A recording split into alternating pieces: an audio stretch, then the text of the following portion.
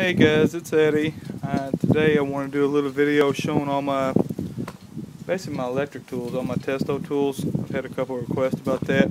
So this is for you, Fritz. This is one of my first tools that I bought. It was the 523. It was an okay meter. The only thing that sucks about this meter really are these things right here. These are your pipe clamps for your temperature. They break really easy. That little booger costs you like 250 bucks. But every year I was replacing it. So if you have one of these meters, when you replace them, I would get the pipe strap kind. It doesn't have that spring-loaded cool crap on it.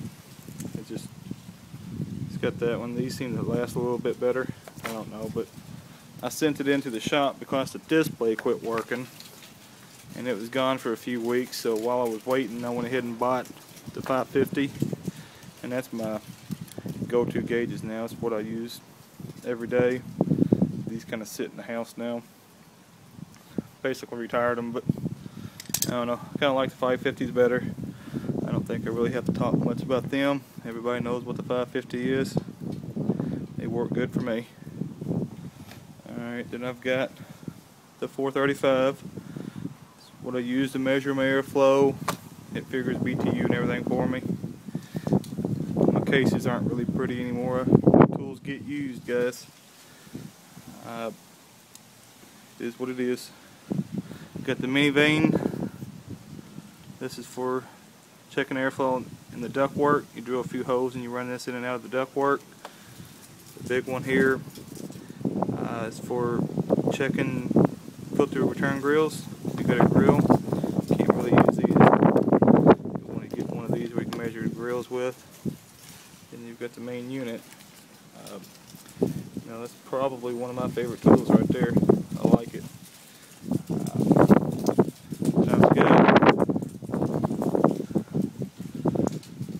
my combustion analyzer, the 330. I've actually got two 330s. This is the older style. This is the newer style. The older style is good. One thing I didn't really like about it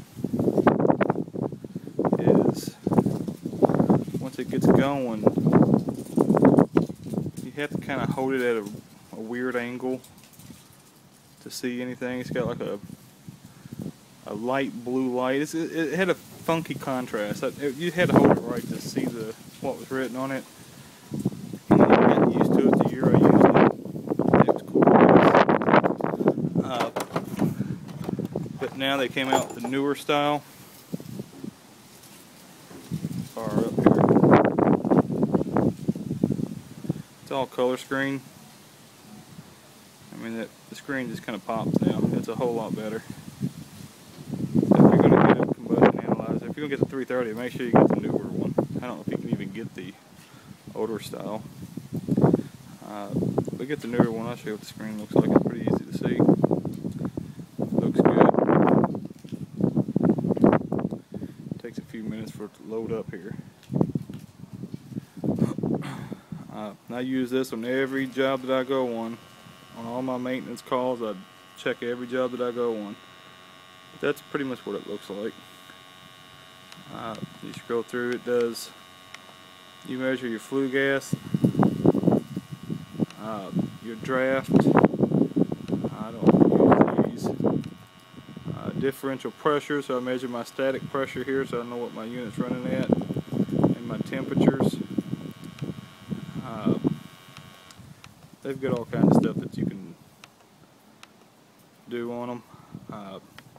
You can store all your addresses, and I've got all my addresses that I've been with since I've had this meter. Just to show you, I've got many of them. I can sit here and scan through all these that I scan. I'm about to check every one of them. Alright. Then when you get done, you can print them out. The printout looks pretty cool. We're going to actually be doing some testing here next weekend. So we're going to do some video, and then I'll show you what the printouts look like. I think they're pretty tight looking. But I've got two of them. Alright, they both got printers. The printers I can use on 435. I can use them on the 330s. I don't think I can use them on the 550. Don't remember. I know the old one down there I couldn't. Alright, then I've got my inspection camera. So when I'm starting to look for cracks, you know, I've actually got a few different types. Testo one's okay. It's got a pretty small head on it. And it's pretty small. I've got a Milwaukee one, and I've got an old. I got another style. It's got a real big head, but it's got a really clear picture. But for a couple $100, this is a pretty good camera. I don't have any complaints. Yes, sir. That's what we're talking about right here. Thermal imaging camera. You know, if you haven't seen one of these things in action, they are kick butt.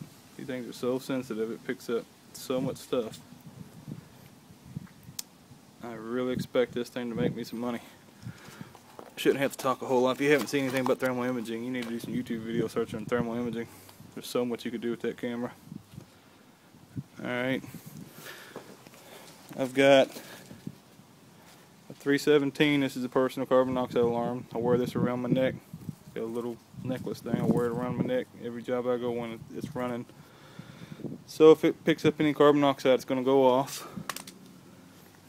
I've got a 905. It's a surface thermometer.